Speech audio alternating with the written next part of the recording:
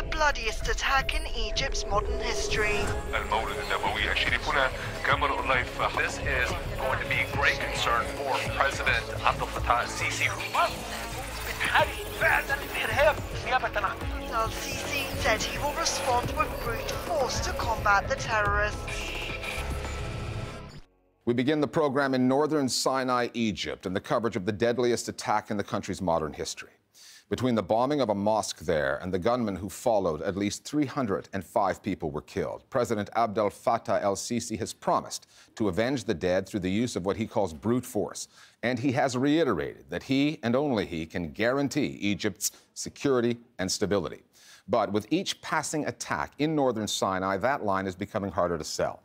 A state of emergency has been in place there ever since 2014. Independent journalists have little to no access. But at least President Sisi can still count on most of the Egyptian media, especially talk show hosts on television, whose loyalty remains firmly in place.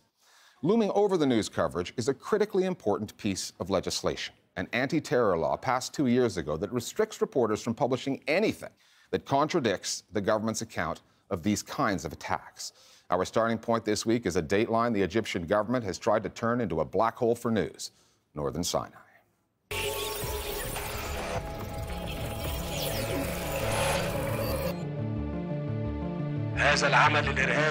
If you have marketed yourself as the only person who can protect the security of Egyptians, then what you say after that security is breached will be taken by the news media and placed under a microscope.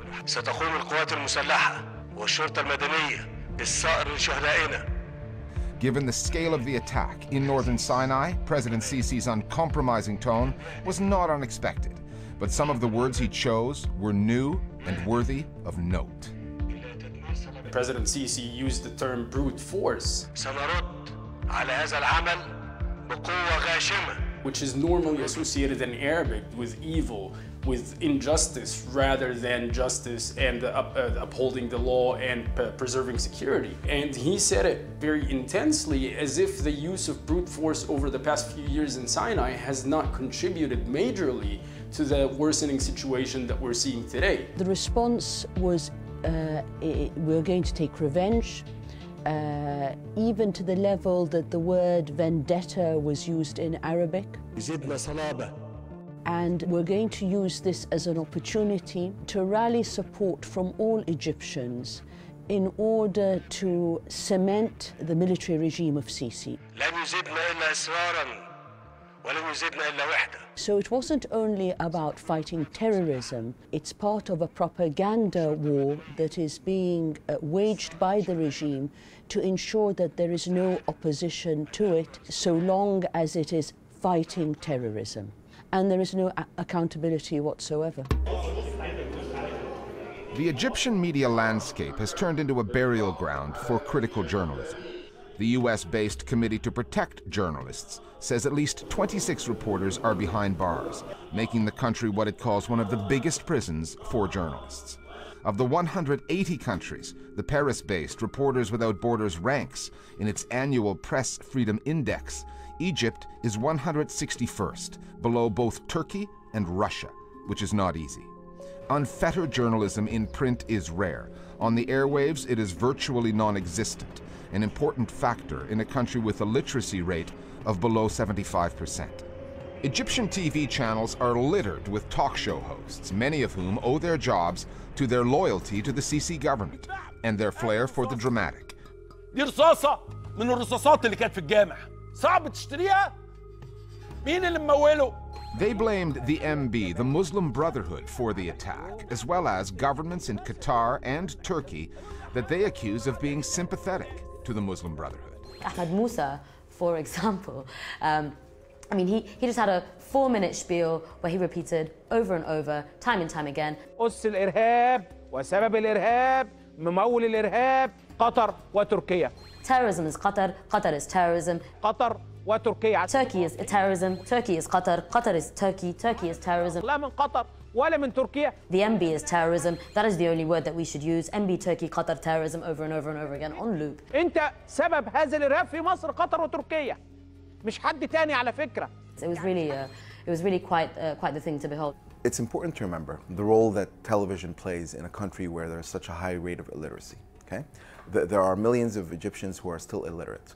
That's why you have somebody like Ahmed Musa of such import, because he's able to brainwash so many minds by virtue of oversimplifying the arguments. السيد الرئيس امبارح قال لك القوة الغاشمة اللي هي عندك الاف 16 الرافال، اضرب عندك الاباتشي، استخدم كل القوة اللي عندك، دمر، احنا خلاص. It's almost, as it were, a fast delivery service to the uneducated. Where the authorities hold the upper hand on northern Sinai is access. They control it. Egyptian journalists are almost never allowed there, which the authorities insist is for their own safety. International journalists are locked out too, but Cairo cannot stop them from broadcasting the images or relaying the facts as they understand them. When that happens, the Foreign Ministry or the State Information Service assail those news outlets, and often the countries they are based in. And the talking heads on Egyptian TV turn those criticisms into talking points, as if parroting the authorities' intolerance of real journalism is a form of journalism. فيها اتعلموا من البي بي سي، أصبحت البي بي سي وخاصة الخدمة العربية في البي بي سي حقيقي مقززة، والخدمة المقدمة من رويترز أصبحت حقيقي سخيفة. All of them attacked the BBC. These leading TV personalities were undertaking, obviously on the behest of the military regime, to attack regional powers and to say that they were backing terrorism, to say that leading international channels were actually towing the line of the terrorists and supporting a terrorist attack, with no contrary view allowed at all on any of these channels. البي بي سي قناة حقيرة، ما في جريمة إرهابية والبي بي سي تساند الإرهاب. Foreign, independent, and for that matter, any intelligent, clear-eyed reporting on the Egyptian sphere right now is going to run into problem. The Ministry of Foreign Affairs spokesperson, there's an aggression there, the kind that is born of an ability to look at the color white and call it black, and deem you insane for criticizing what may be fake news on the part of the administration themselves. This is not the first time that we see the Ministry of Foreign Affairs or the State Information Service attacking foreign media outlets for their coverage. The regime has to understand that you cannot black out a region in this time of technology that exists in every individual's pocket. And unfortunately, instead of the regime understanding this dynamic, it continues attacking foreign media outlets that are continuing to cover the story. There has been quality journalism produced by Egyptians on the attack in northern Sinai under difficult, mysterious conditions.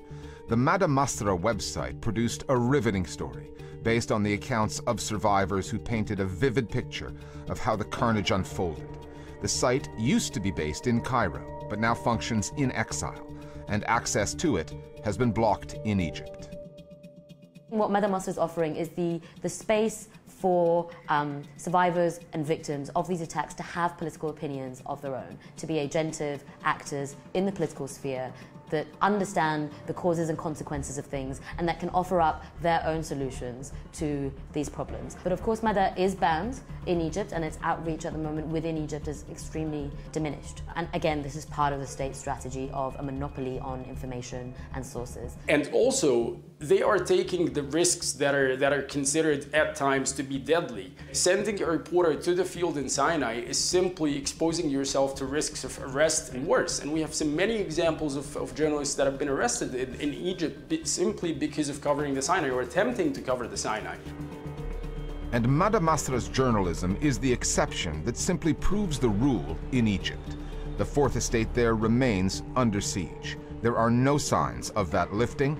The field has been left to channels either owned, controlled, or faithful to a government that treats real journalists like criminals, real journalism with contempt. There is only going to be one source, and that is the military source that's going to be provided through these very popular TV personalities. It's a matter of propagating a particular narrative, a narrative that says that the regime is pursuing a successful fight against terrorism, despite the reality that we know that the escalation of violence has increased fourfold or maybe even fivefold since the military coup. And I doubt very much whether this kind of regime is going to allow for any access to independent journalism, whether in Sinai or anywhere else in Egypt for that matter.